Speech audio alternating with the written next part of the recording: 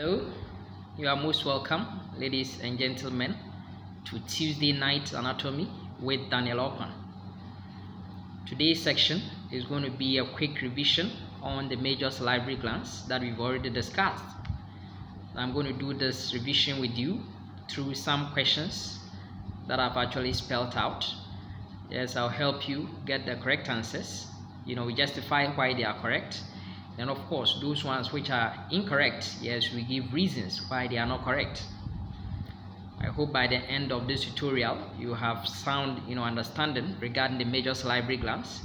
So without much ado, yes, let's quickly go through this journey, yes, looking at the major salivary glands. So we begin this with question number 1. And question number 1 says, which of the following is not true? Option A says, the Bartholin's duct is related to the sublingual gland. This is a very true statement, and the reason is that when you look at the sublingual gland will have numerous, minor, ducts. Usually 8 to about 20 of these ducts. And these ducts, if you remember, we said they are ducts of Rivenous. But there is another duct which usually may be present in some people, and that is the major sublingual gland duct, and that duct is known as Bartholin's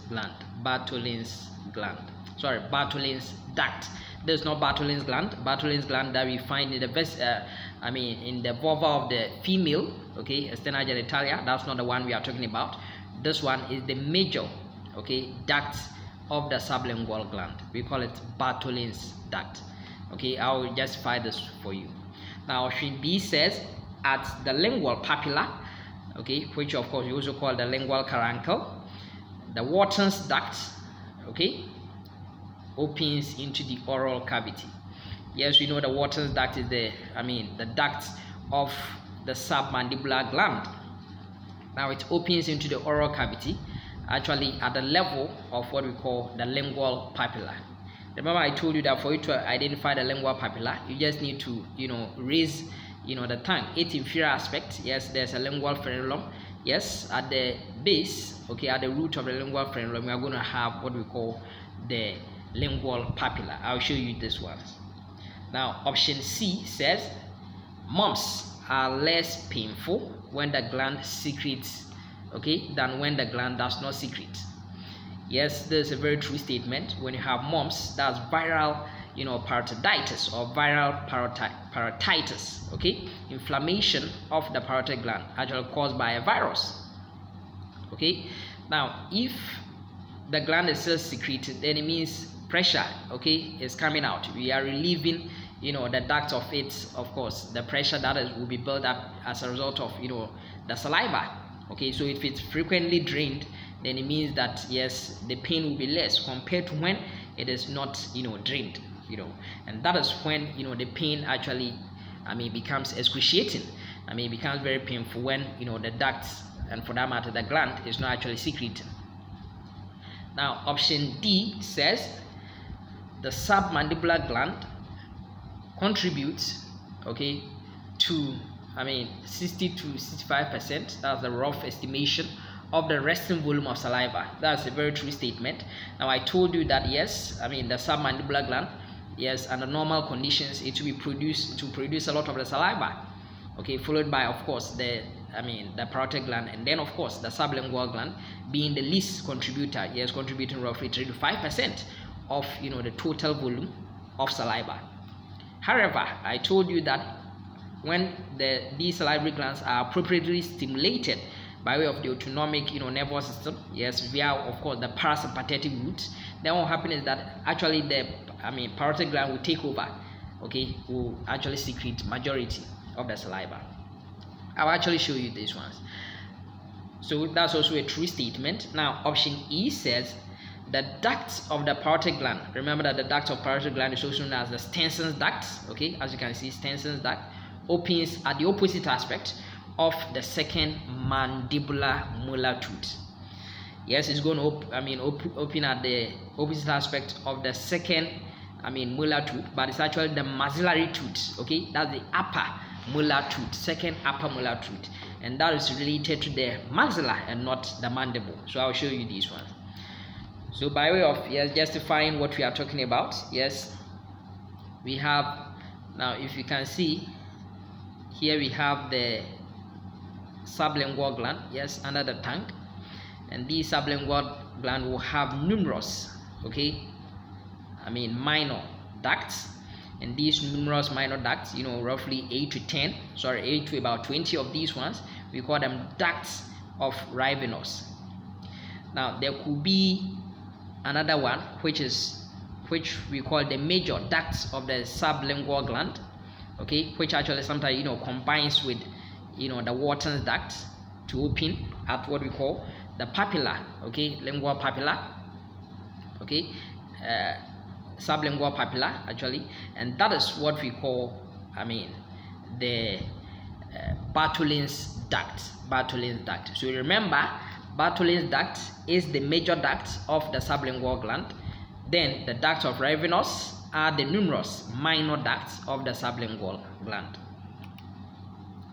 Again, I told you that at the lingual papilla, below the tongue, that's where we have this elevation. Now over here we have the lingual frenulum. This is the inferior aspect of the tongue, or the ventral aspect of the tongue, and there is this mucosa fold that attach the inferior aspect of the tongue to the floor of the oral cavity.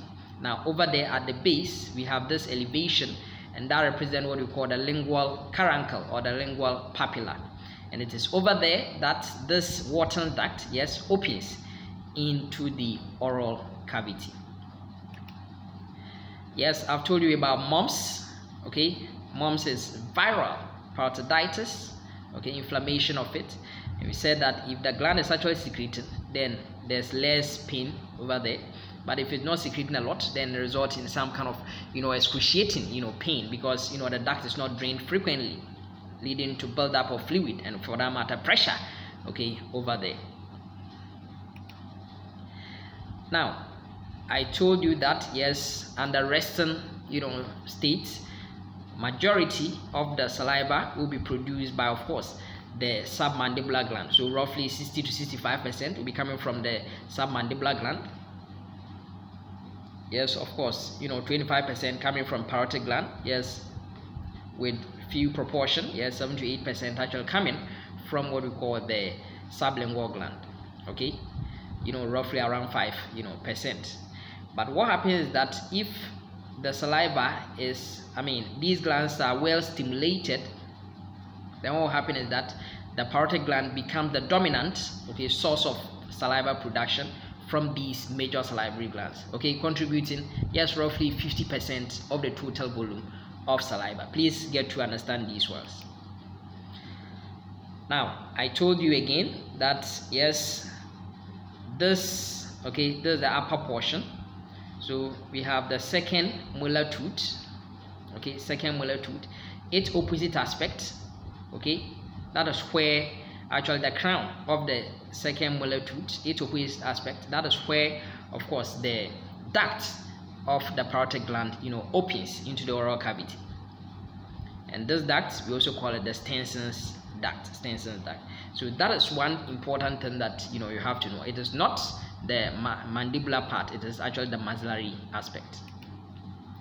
Let's go to question number 2.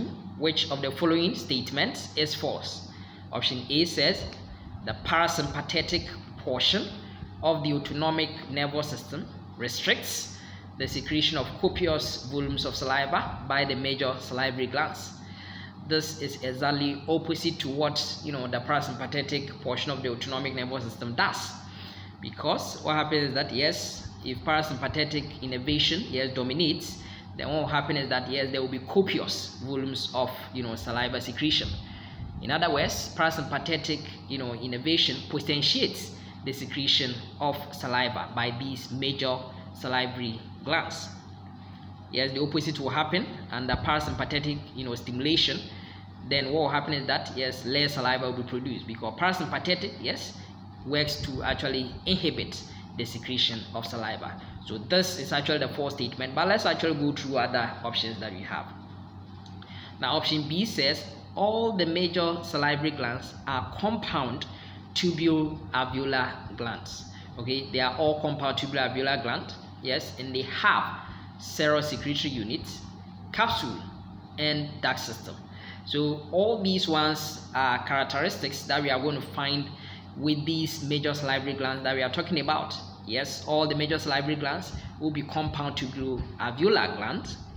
Okay, even together with the exocrine portion of the pancreas. Yes, they will have some bit of secretory units. So for instance, if you take the sublingual gland, it will have roughly 30 to 40% of its acini being serous. If you talk about submandibular, it will have roughly 60 to 70% of its acini being serous. If you take parotid gland in the adult, yes, it will contain exclusively serous secretory units. Although in some infants you may see a few of the mucous secretory unit being there. So that is what we have, that all these major salivary glands will have some bit of serous secretory units. They will, because they are also solid organs, they will have what we call a capsule, of course made of dense irregular connective tissue. They will have a capsule which will actually invaginate into the substance of the gland, and then divide the gland into what we call lobus. And these lobus, yes, in between them, these septa that run through will be the lobular septa. And these interlobular septa, you may find what we call interlobular ducts, and then within the lobus we are going to have intralobular duct. Okay, so that's what we find. And then they also have the duct system that I'm talking about, the intralobular duct, interlobular duct. Yes, the duct system, starting all the way from what we call, for the intralobular duct we are going to have, of course, the intercalated duct, then striated duct, and that one. So that's a very true statement, it's not false. Now option C says minor salivary glands are vastly distributed in the submucosa of most oral structures and have relatively short ducts. Now remember that minor salivary glands are within structures of the oral cavity itself, and therefore their ducts do not need to be long, and therefore their ducts are relatively short, okay, compared to that of the major salivary glands, which are mostly coming from outside the oral cavity, and therefore their ducts will have to travel long distances to reach the oral cavity. Now get to know that these minor salivary glands, yes, they are between 700 up to about 1,000 of them in the submucosa of these oral structures. So when I look at the oral histology, I will actually look at all these. For instance, if you look at the lip, the oral surface of the lip, yes, we are going to have a submucosa containing what we call labial glands. If you look at the tongue, yes, we are going to find what we call lingual glands. If you look at the cheeks, you are going to have buccal glands. If you look at the soft palate area, you are going to have what we call palatine glands. Okay, so that's what we are actually going to see. All these ducts will be there. They are numerous. All right. Now the next option D says secretions of the submandibular gland is predominantly serous in nature. Yes, I already told you that all these major salivary glands will have some elements of serous secretory units. Now, the more serous secretion secretory units you have, then the more the serous secretion will be, the more watery your secretion. So it tells us that yes, because submandibular gland is having roughly 60 to 70% of its acini, okay, being actually serous, then its secretion will be predominantly serous in nature.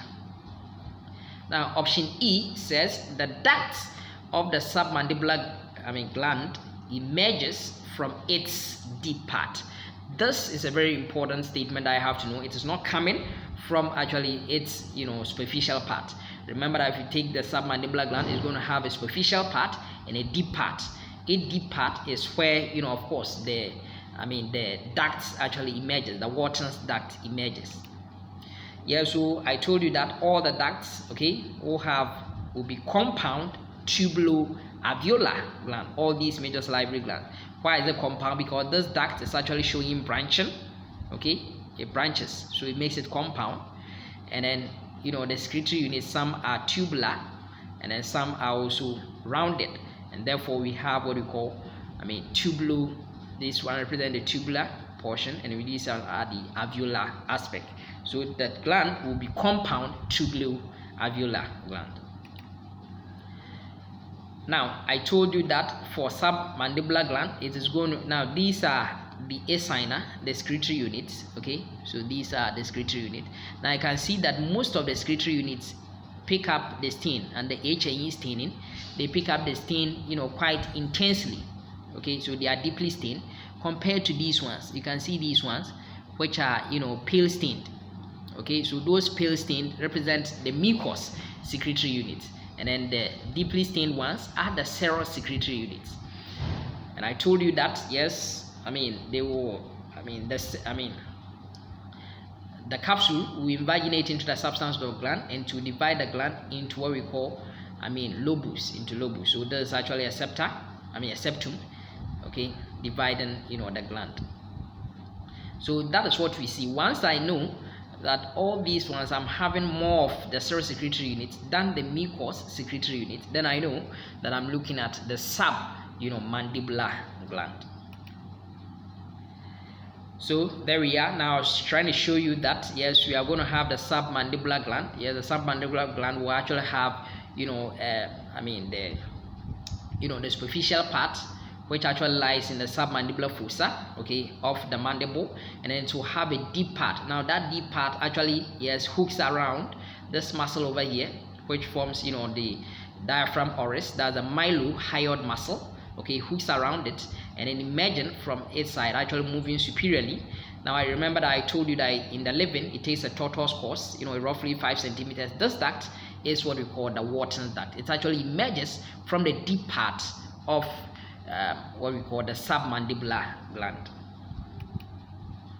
Now let's look at question number 3. Now question number 3 says, which of the following is not true?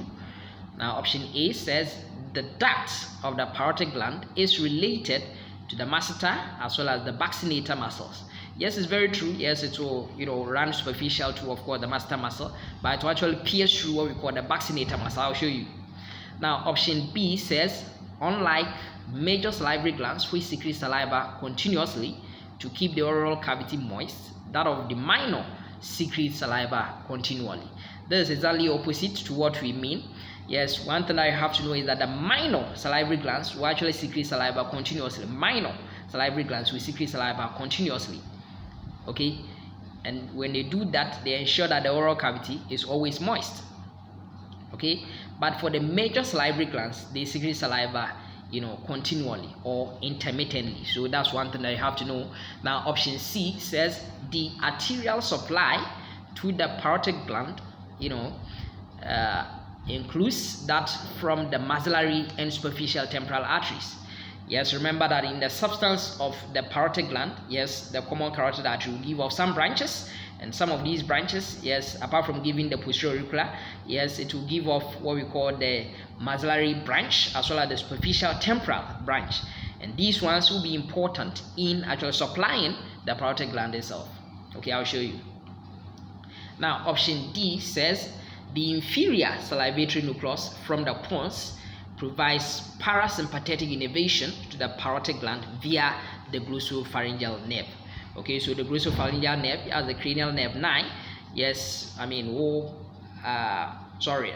inferior salivatory nucleus, okay, will supply the parotid gland, but it will do so via what we call the glossopharyngeal nerve. That's a very important point that you have to know. I will actually show you. Now the next option, which is option E, says the submandibular gland is a content of the digastric triangle. Yes, we've looked at the triangles of the neck, so if you've not watched that video, so you get to know that yes, as part of the the content of the submandibular gland, apart from the submandibular lymph nodes, yes, we are also going to find what we call this submandibular gland. Okay, and this submandibular gland, yes, will lie in this digastric triangle. Remember, because the submandibular gland is a major content of it, we also call this digastric triangle the submandibular triangle. So there we are. Yes, I told you that now here we have what we call the parotid gland. So emerging from the anterior surface of the parotid gland will be its duct, that's the Stensen's duct. Now you can see that it runs superficial to what we call the master muscle, okay, but it will actually pierce through what we call the buccal fat part, okay. There will be a fat over here which it will pierce through. Then it's also pierced through what we call the buccal-pharyngeal fascia, okay, before actually piercing through what we call the vaccinator muscle. So these are structures that it will pierce through. So it means that yes, it is not only going to be related superficially to, of course, the master muscle, but it's also going to actually run through, the fibers of the vaccinator muscle, okay, to get to the mucous membrane of, the cheek or of the buccal, superior aspect of the buccals, okay, and then of course you open at the crown, opposite aspect of the crown of the second upper, molar tooth. So it means that these two muscles are very important, going to have important relations with this, parotid, glands duct, being the Stensen's duct. Yes, so we said that the external carotid artery, which is a branch of the common carotid artery, yes, in the substance of this gland, yes, at its lower aspect, it will give off this posterior auricular. Then as it moves superiorly, yes, it's also going to divide to give out the maxillary branch, as well as, of course, the superficial, temporal branch. And these ones will actually supply, gives, branches to supply this parotid gland itself. So there we are. Here, over here, we are going to have this submandibular triangle. I've described the content of this the boundaries of this submandibular triangle. Remember that this this digastric triangle, otherwise known as the submandibular triangle, because that is where we are going to find the submandibular gland. It's a content over here, okay. It's actually a subtriangle of the anterior triangle of the neck, okay. So if you look at the neck triangle that I've done, you will actually appreciate these ones. Now yes, I've showed you this already in that tutorial. Now in the pons, we are going to have, of course, the superior salivatory nucleus. Then we are going to have, of course, the inferior salivatory nucleus, okay. The superior salivatory nucleus, I told you that yes, it is going to decussate, okay, you're going to cross that of the fibers coming from the inferior salivatory nucleus. So instead of the superior salivatory nucleus going superiorly, yes, it will go downwards, okay, to supply that of the submandibular gland, okay, as well as, of course, the sublingual gland. Then inferior salivatory nucleus will actually move upwards, okay, and then actually supplies what we call the parotid gland. Now what happens is that yes, the superior salivatory nucleus, its caudal portion, actually gives, that kind of innervation to what we call the lacrimal gland, the tear gland, okay.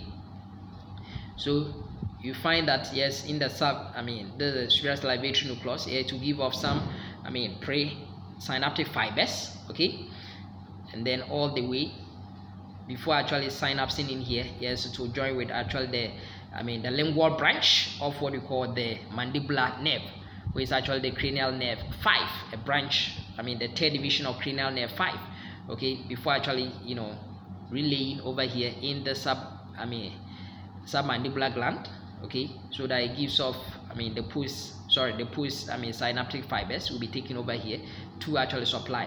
And we said that they will actually will have vasodilator fibers to cause increased blood supply to these glands, so that, of course, more blood the activities in the submandibular gland as well as the sublingual gland by way of saliva production will be increased.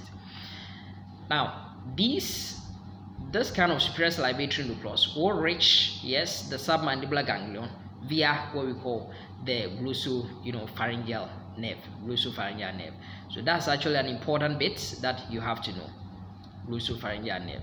But I told you that it will actually go through what we call a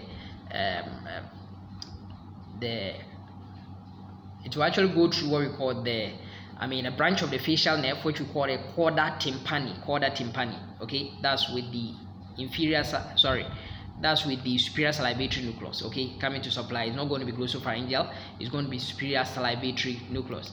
So let me quickly go through that one for you.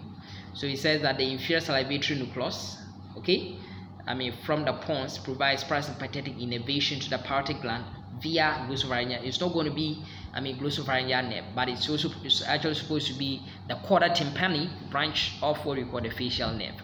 So that's actually a wrong option. All right, so then let me also talk about the inferior salivatory nucleus. Now its fibers will run through, of course, the glossopharyngeal nerve. Okay, so glossopharyngeal nerve. Let me see actually what this question was actually talking about. This question was actually talking about the inferior salivatory nucleus, so it means this is a correct statement. This is a correct statement because this one is talking about the inferior salivatory nucleus, which of course will supply that of the parotid gland, so it's actually correct. For the superior salivatory nucleus, it will be going through, of course, the quarter tympani branch of the facial nerve to actually supply what we call the submandibular as well as the sublingual gland. Okay, so that's one thing that you have to know.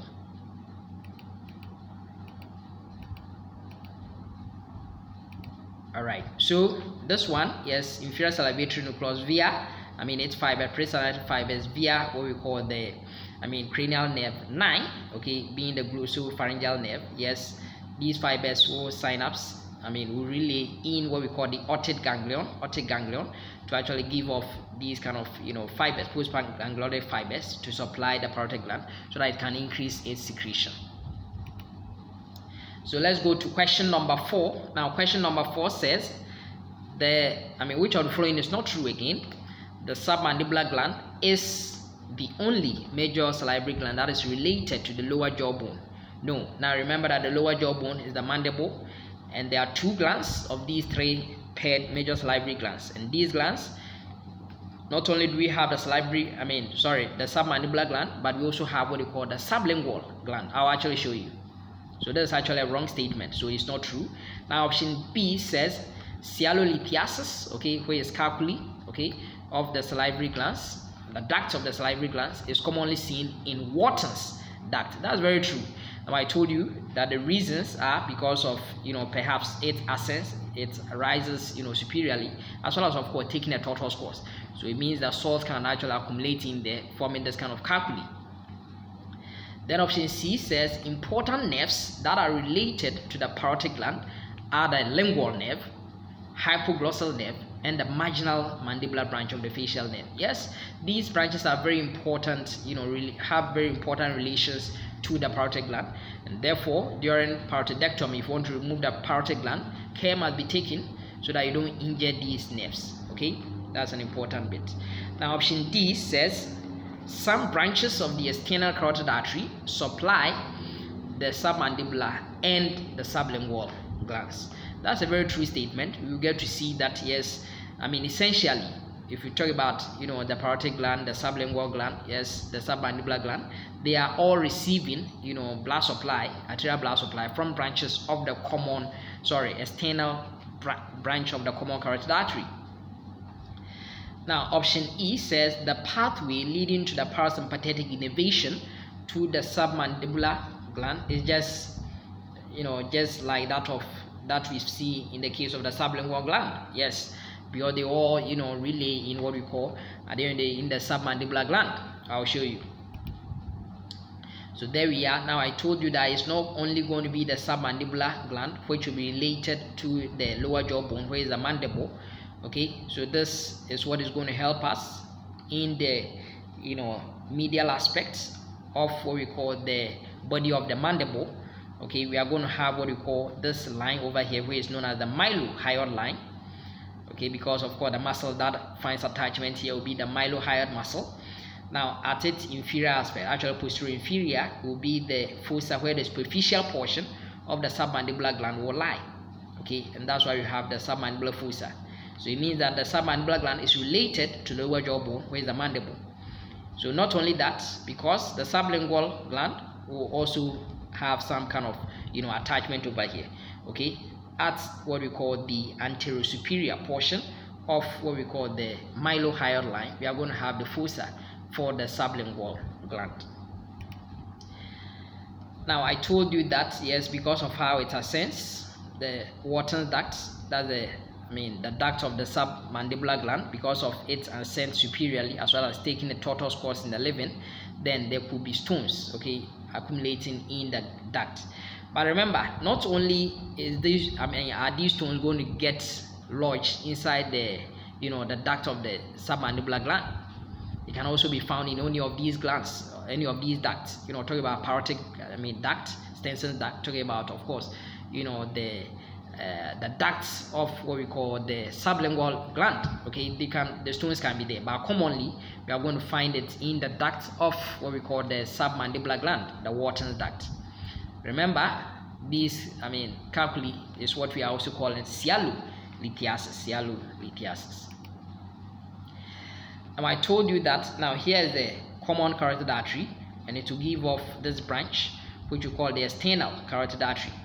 Okay, so this external carotid artery, you can see giving off this facial branch, giving off this lingual branch, will give off some sublingual branches.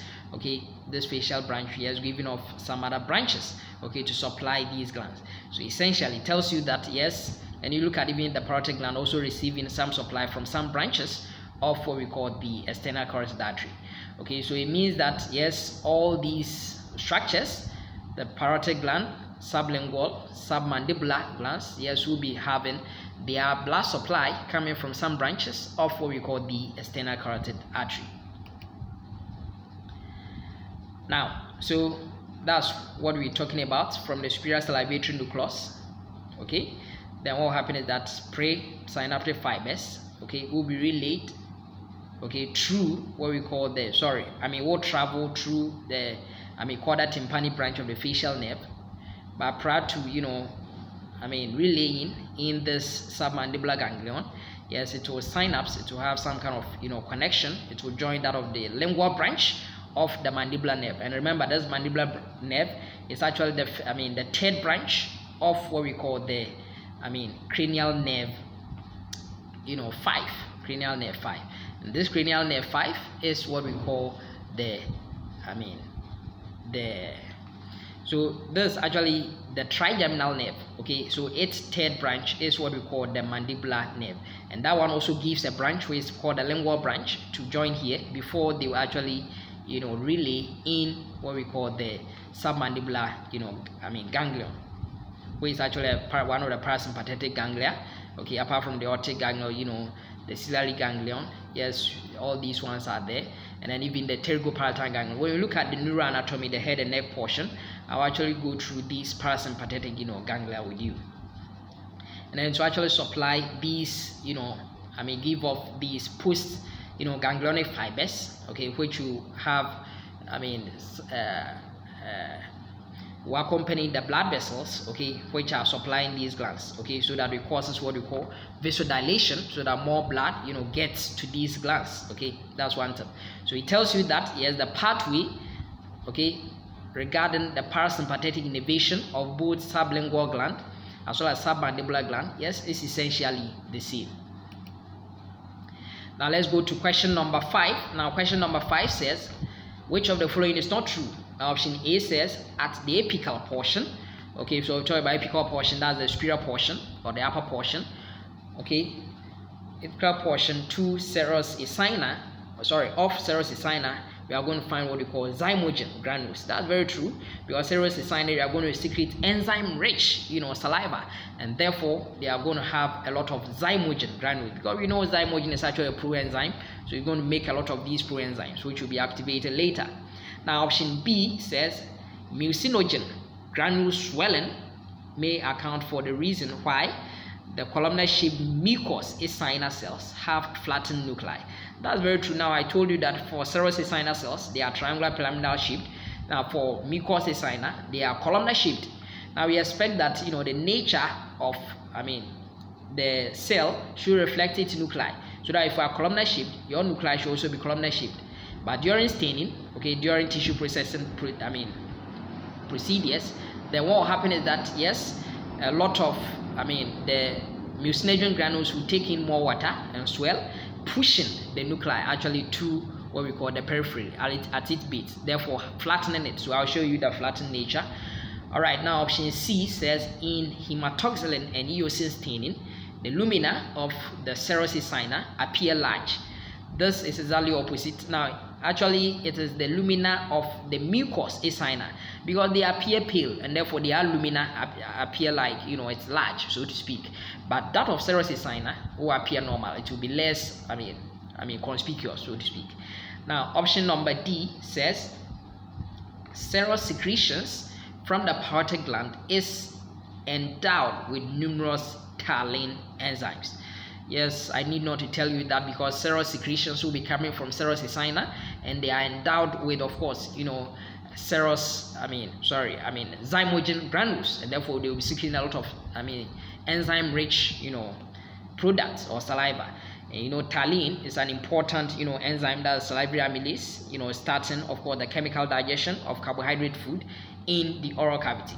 Now option E says final saliva reaching the oral cavity is hypotonic. That's very true. It is hypotonic to blood. Originally when it is produced, it is isotonic to blood, but eventually through modification, as they go through the interlobular ducts, they become modified to become hypotonic to blood. Okay, so the final saliva reaching the oral cavity is hypotonic to blood, as the interlobular ducts also serve as modifiers of the saliva. That's a very true statement. Okay, so that's a very true statement. So if we look at this question, yes, you can see that yes, all of them are correct. Okay, all of them are correct. There's no wrong answer here. Sorry, the answer over here, yes, is option number B, because the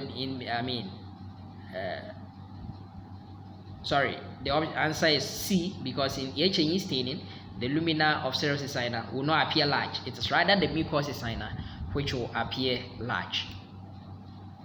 So here we are. This is a serous acinar, yes, triangular pyramidal shaped, yes, with basal foldings, yes, with all the organelles, mitochondria, rough endoplasmic reticulum, yes, Golgi apparatus, all in the protein synthesis machinery. Look at the nucleus, okay, with it nucleoli, nucleolus, and then at the apical portion, okay, actually supranuclear position, okay, so above the nucleus, apical portion, we are going to have what we call zymogen granules, and these zymogen granules will be very important in producing enzyme rich saliva. Then, as I told you, we have a lot of this one is supposed to be columnar shape, but it sometimes could be triangular pyramidal shape. Now remember, let me show you this. Now this one is a myoepithelial cell. Now these myoepithelial cells, upon contraction, because they have muscle-like features, upon contraction they squeeze against these acinar to release their secretions, okay, into the alumina, okay, to get into the duct and then to be taken away. Okay, so what happens is that during staining, now we can see that yes, this one also having a lot of rough endoplasmic reticulum, yes, with of course these Golgi apparatus, okay, with these sac-like structures over here. Yeah, this is the nucleus. Now you can see that although this structure appears columnar, the nucleus is actually flattened instead of being columnar shaped. So the possible reason is that yes, during tissue processing, during staining, what happens is that these zymogen granules, yes, will take in a lot of water in a process we call zymogen swelling. Okay, so they swell up and then they push against, okay, so there is downward displacement of these structures, including the nucleus, so that the nucleus eventually appears flattened, okay, at its basal aspect. Yes, so this one is under H&E stain. Yes, under the H&E stain, what happens is that the mucous one will appear pale, the serous one will appear deeply stained, and therefore its lumen will be relatively greater compared to that we find in the case of mucous. Because with the mucous, because it's staining palely, you might think there's nothing there, but there could be cytoplasm over there, but you don't actually find it over there. So that's an important bit, okay, that you have to actually know. But by way of cell junctions, what happens is that yes, for mucous it's going to have quite distinct cell junctions. So that's what we are going to see. Now I told you that final saliva that is released is actually hypotonic to blood, but originally when the acinar secrete the saliva, they are isotonic. And what happens is that when they reach the interlobular duct portion, then what happens is that there's modification. So the first portion of interlobular duct is actually the anion portion, okay, it's supposed to be this part. That's the proximal part of the duct, being what we call the intercalated duct. Now the intercalated ducts will have what we call carbonic anhydrase activity, and therefore will secrete into the saliva, which is already produced by the acinar over here. okay, will secrete into the saliva what we call bicarbonate ions and reabsorb what we call chloride ions, just like what you see here. So chloride ion will be taken in, bicarbonate will be secreted. Now at the distal portion of the interlobular duct, being the striated duct, we are going to have what we call the cation duct. Okay, why? Because we're going to have what we call sodium potassium ATPase activity, and therefore it's going to reabsorb sodium ions and secrete into the saliva potassium ion. I told you that yes, under the influence of aldosterone, yes, will actually modify the rate at which these especially potassium and sodium ions are reabsorbed or secreted. Okay, so it means that yes, you can see that if there is low aldosterone level in hypoaldosterone state, then what will happen is that in the saliva there will be high ratio of what we call sodium to potassium. Okay, it means that yes, less potassium will be reabsorbed. Please try and understand these dynamics. But although there's water in the saliva, water is not reabsorbed. So what I'm trying to tell you is that saliva produced by the acinar is isotonic to blood. Once it goes through this duct system, the interlobular duct system becomes modified and then it becomes what we call hypotonic. Now question number 6 says, which of the following is not true? Ranulae or ranules are predominantly seen in the sublingual gland. Yes, this is very true.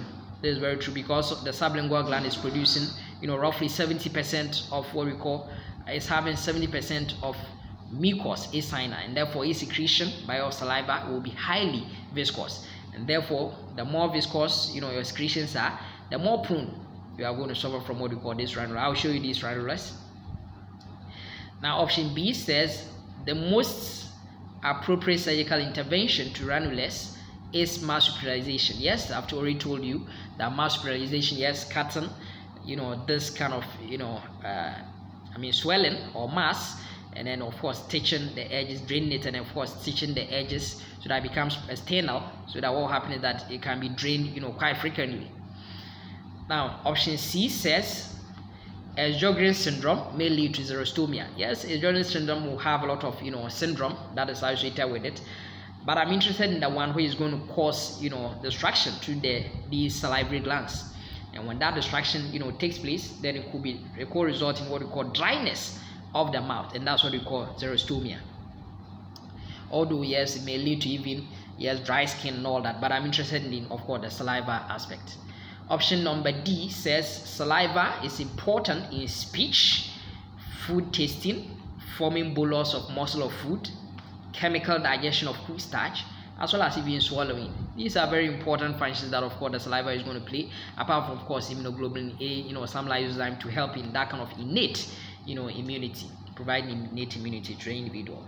Now option E says the skin of the face is supplied by the cranial nerve X, that's the cranial nerve 10 being the vagus nerve, except the skin over the angle of the mandible and that of the parotid gland, where the supply emanates from the great auricular nerve. It's very true that the skin around that of the mandible and that covers the area of the parotid gland is not supplied by the general sensation to the face, okay, and therefore it's coming from the great auricular nerve, okay, with C2 and C3 root values.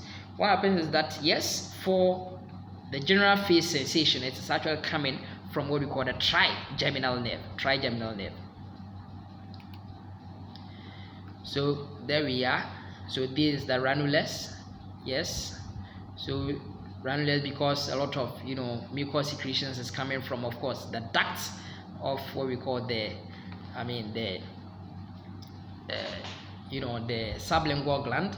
Then what happens is that yes, there could be that kind of cut through with increased pressure. It may cut through, go into the connective tissue under it, and then forming these cysts, okay, which we call it the ranulae. So that's the mucocele, okay, it's a type of mucocele, that's ranula, okay, because of a lot of mucus secretions, it will collect under the the mucosa or the mucous membrane, okay, under the tongue like this. Usually it's not going to usually it's self-limiting.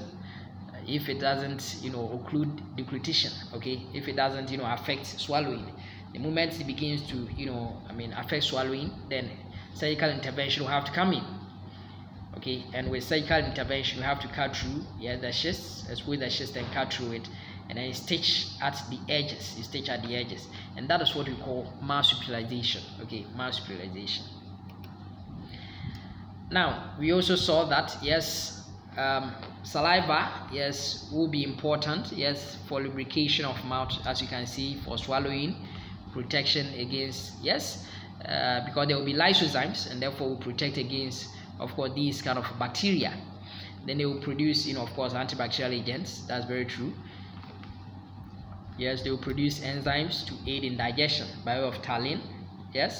But look at this piece of information, that saliva will increase during meal. Okay, I've told you that these major salivary glands are going to secrete a lot of saliva at certain important points. Anticipation of food, presence of food, smell of food. Okay, so around during meal time, then saliva production will go up. Okay, and then it will begin to decrease after age 20. So it means that at very old age, saliva production is less, and therefore you need to take in a lot of water so that you then get dehydrated. So you can see around 1000 to about 1500 cubic centimeter of the total volume of saliva can be produced in a day. So general sensation to the face is coming from the trigeminal nerve. It's coming from the trigeminal nerve only, and that is the cranial nerve 5, not cranial nerve 10. Cranial nerve 10 is vagus nerve. Okay, this is cranial nerve 10.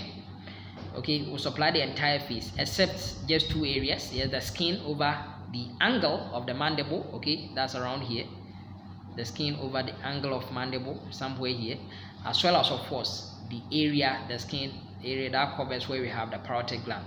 These two areas will be supplied by what we call the great auricular nerve. Okay, that is what we are going to see.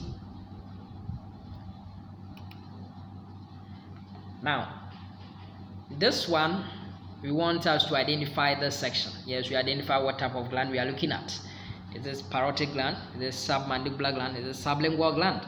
Now, this is sublingual gland. The reason is that if you look at the acina, a majority of it appear pale. Okay, and the H&E staining, okay, appear pale, with some few serous portions being there, because I already told you that roughly 70% of the acina, okay, in sublingual gland will be coming from what we call about 70% of the acina, okay, will be mucus in case of the sublingual gland, with roughly the 30% being this kind of deeply stained portions, being the serous acina. So these are actually what we call the demilunes. They are forming something like a cup shaped like half moon. Okay, demilune sitting, okay, capping these mucous secretory units. So this is actually typical of what we call sublingual gland. And you can see the connective tissue receptor, okay, separating them. Okay, we are going to see some blood vessels too there. Yes, of course. There will also be some ducts. There will be a lot of the interlobular ducts.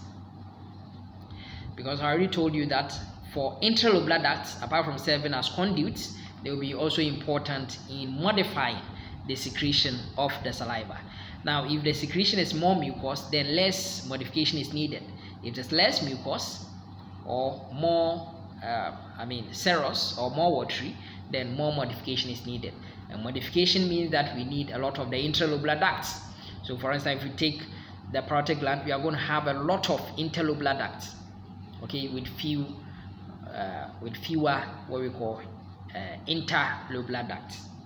But for the case of the sublingual gland, because it's already going to secrete mucus rich secretion, okay, what will happen is that it will have more of what we call the the interlobular ducts than intralobular ducts. So that's what we're going to see. Yes, this one too, we are supposed to identify it. I need not to tell you, we've seen it already. We have a lot of serous acina, deeply stained structures, as well as some pale stained structures, just a few of them. So once we are seeing a few of them, then I need not to tell you this is a submandibular gland. This is a submandibular gland. Now, one thing that I need to tell you is that all these salivary glands, they will go through some kind of secretion. Okay, so what type of secretion would they go through? Generally, if you are going to be a gland, then it may secrete via any of these three means, and one of them is merocrine secretion, or that's ecrine secretion. So if you are a gland which goes through ecrine or merocrine secretion, we call it merocrine gland. And the merocrine glands, yes, typical examples are these major salivary glands we are talking about, such that they are acinar, okay, who release their secretions apically via azocytosis into their lumina, okay, and then of course it will be conveyed through duct without any portion of the cytoplasm of that cell or the cell membrane forming part of the secretion or the product. So it means that the secretion itself via azocytosis will get into, of course, the lumen, will be released without any portion of the cell membrane or the cytoplasm of the acinar or acinus or cell forming part of the secretion. This is what we call merocrine secretion. We may also have what we call apocrine secretion, which of course mainly those ones which we used to call them apocrine, like of course some apocrine sweat glands. Nowadays we even call of them merocrine.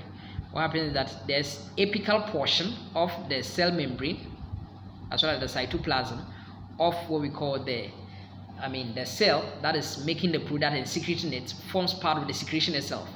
So unlike this one where only the secretory material came, this one, the secretory material together with of course the apical portion of the cellular material of the cell that is actually secreting the product. This is what we call apocrine secretion. So you can see, yes, some portion of the cell membrane is pinned off, forms part of it, as well as even the cytoplasm forms part of the secretion. Now, in situations, for instance, if you take the sebaceous gland, what will happen is that, yes, there's what we will call horocrine secretion, and therefore those glands are known as horocrine glands, such that, yes, the entire, the product will be accumulated inside the cells or the excretory unit, and the entire, cell together with the product and all the other materials present form part of the secretion.